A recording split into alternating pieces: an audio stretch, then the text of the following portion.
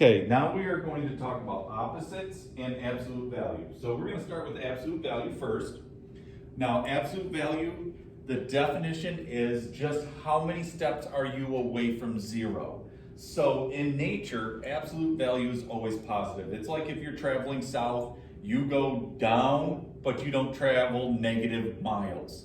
You travel 500 miles. So absolute value is always a positive answer. However, they can affect absolute value by doing things to the outside.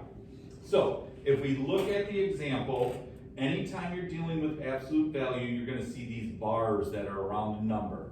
They are not parentheses, they are straight lines. Bars are what they're called the absolute value bars. So when you get rid of the bars, anything that comes out of the absolute value is going to be a positive. So if we ask the absolute value of -3, it is saying -3 is 3 steps away from 0, so the absolute value of -3 is 3. Now, they can affect the absolute value.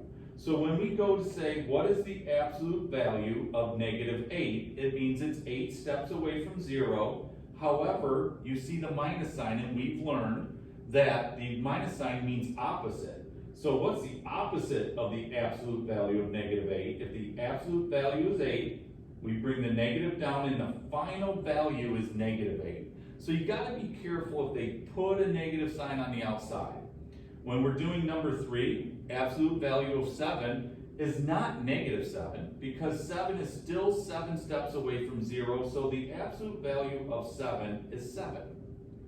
And then when we do number 4, if it says the absolute value of 2, it is 2. However, again, because of the negative sign outside, it will come down and it will affect the final value and make it -2. So absolute value by itself is always a positive answer, but remember, they can do things to affect what the final value is to make the final answer negative. So be very careful of that. Now, if we're dealing with opposites, if I ask you, what is the opposite